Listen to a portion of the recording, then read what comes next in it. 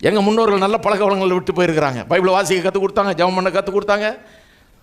ஒரு ஞாயிற்றுக்கிழமை கூட தவறாமல் கோயிலுக்கு போகிறதுக்கு கற்றுக் கொடுத்தாங்க. இந்நாள் வரைக்கும் நான் அதை பின்பற்றுறேன். உலகம் முழுக்க போய் படித்து கிடிச்சு வந்த ஒரு நாள் கூட ஞாயிற்றுக்கிழமை சபைக்கு போகாமல் இருக்க மாட்டேன். எவ்வளோ தூரமாக இருந்தாலும் கிடைக்கவே இல்லை. நான் தேடி பார்த்து, அதுவும் நல்ல பெஸ்ட் இடமா தேடி பார்த்து, நல்ல போதனை கேட்கக்கூடிய இடமா தேடி பார்த்து, எவ்வளோ செலவானாலும் போயிட்டு வருவேன்.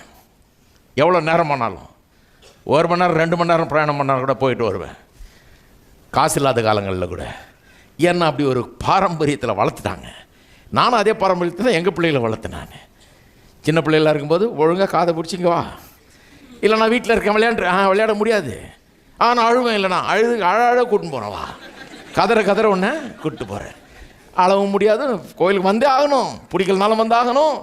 இந்த வரும்போதே ஒரு பைபிளையும் கையில் வச்சுக்க, சின்ன பைபிள் ஒன்று, இல்லை வாசிக்க தெரியல கூட சும்மா வச்சுக்க, வா பைபிள்னா என்னன்னு தெரியலன்னு சொல்லக்கூடாது. இல்லை நாளைக்கு இப்படி தான்.